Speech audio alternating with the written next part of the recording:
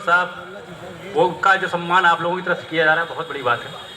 मैं अपने भाइयों बहनों एडवोकेटों से ये कहना चाहता हूँ कि लगभग 20 साल से मेरी वकालत मैं कर रहा हूँ और पिटिशनर वकीलों की जो हाल है वो किसी से छुपी हुई नहीं।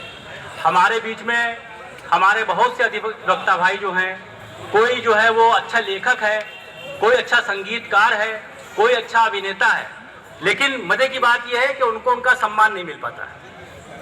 मैं हनी दीक्षित जी से ये कहूँगा कि अगली बार इस बात पे बहुत ज़्यादा विचार करें, क्योंकि मैं खुद बहुत भोगी हूँ और मैंने बहुत काम किया है समाज के लिए। कम से कम 100 से ऊपर धरना प्रदर्शन किए, एक एनजीओ चलाया, और बाकी मैं लेखन के क्षेत्र में मैं बहुत लिख रहा हूँ। मेरी 2 किताबें जो है अमेज़ॉन पे उपलब्ध हैं। सबका तीरथ एक है, नाटक संग्रह है, और क्या नाम है आपका गांधी को मेरा सलाम है। बहुत सी किताबें मेरी उपलब्ध हैं। और अभी नौटंकी पे मैंने लिखी है और मैंने कराई भी थी। एक दुर्लभ विधा है नौटंकी, और उसकी एड के लिए मेरी एनजीओ को आज तक 20 साल से एक एड नहीं दी गई। और कला छड्डे नाम की नौटंकी मैंने अभी जो है कराई थी।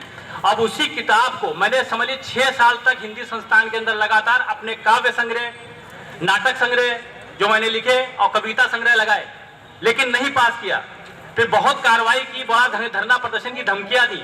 उसके बाद जब मैंने दुर्लभ विधा पे काम किया कला छड्डे नौटंकी पर, तब उस किताब को अब की हिंदी संस्थान ने प्रकाशन के लिए एड दिया है। तो मैं 27 दिसंबर को हिंदी संस्थान में ही उसका जो है विमोचन करूंगा। तो कहने का मकसद ये है कि आज देख लीजिए, मैं ये कहना चाहता हूं आपसे, इस बात को बहुत जरूरी है इस चीज कि सरकारी पदों पर रहते हुए जो लोग लेखन का काम कर रहे हैं, जो लोग अपनी विशिष्टता दिखा रहे हैं, उनको पुरस्कार दिया जा रहा है।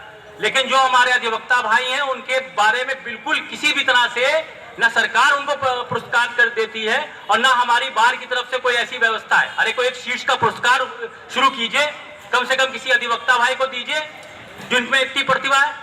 आपने कानून बना दिया कि अब कोर्ट परिसर से बाहर आप जो है वो अपनी वेशभूषा नहीं पहन सकते। आपने एक कानून बना दिया। मगर ये बताइए, जो ईमानदारी से वकालत कर रहे हैं, जिन्होंने वकालत पेशे में अपनी ईमानदारी से जान दी है, जो आज भी साइकिल से चल रहे हैं, इतने ईमानदार है, उन अधिवक्ता भाइयों के लिए क्या किया गया है? मैं सिर्फ यही कहना चाहता हूं कि अब की जो बार बने वो इस चीज के ऊपर ध्यान दें और चुन चुन के उनका सम्मान कीजिए।